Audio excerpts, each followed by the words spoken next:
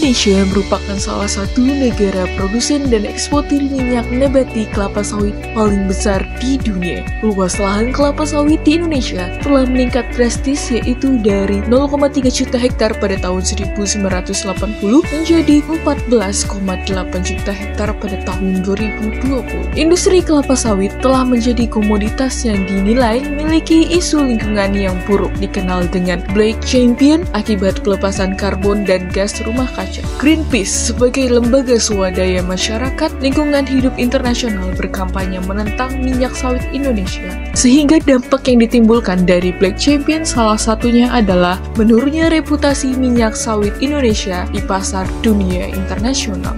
Pada subsistem perkebunan kelapa sawit memiliki beberapa fase atau umur tanam yang berbeda. Penelitian simpangan karbon sudah banyak dilakukan dengan menggunakan metode secara langsung di laboratorium, tetapi tidak ada penelitian dilakukan secara sistematis pada setiap umur tanaman. Dilakukan penelitian bagaimanakah serapan karbon di perkebunan kelapa sawit dengan perhitungan secara langsung, serta bagaimanakah serapan karbon di perkebunan kelapa sawit dengan perhitungan secara tidak langsung. Sehingga gambaran besar penelitian ini ialah nantinya untuk mendapatkan big data dan memudahkan terhadap proses emisi dan penyerapan karbon. Peningkatan konsentrasi karbon dioksida CO2 sebagai emisi gas rumah kaca ke atmosfer telah menjadi salah satu permasalahan lingkungan sebagai penyebab pemanasan global. Akan tetapi, hal ini dijadikan Black Champion oleh negara-negara di Eropa. Faktanya, pada industri perkebunan kelapa sawit terdapat dua proses, yaitu proses emisi dan proses sekuestrasi atau penyerapan CO2. Mengkombinasikan kedua konsep, yaitu pengukuran secara langsung dengan menggunakan biomasa di laboratorium dan menggunakan perhitungan menggunakan metode LCA, sehingga memecahkan permasalahan dengan memanfaatkan teknologi yang pesat. Dilakukan pelaksanaan penelitian di Laboratorium Institut Teknologi Sawit Indonesia dengan pengukuran biomasa tumbuhan secara langsung.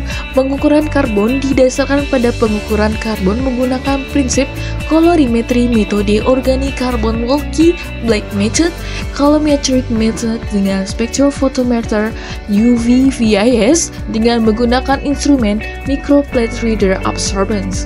Selanjutnya dilakukan hasil pengamatan kelompok tanaman kelapa sawit. Pada penelitian ini, teknik penarikan sampel dilakukan dengan menggunakan metode perspective sampling atau teknik bantuan sampel. Selanjutnya, hasil preparasi kelompok tanaman kelapa sawit secara langsung, penentuan karbon organik dipilih karena merupakan metode yang akurat untuk mengetahui kadar karbon.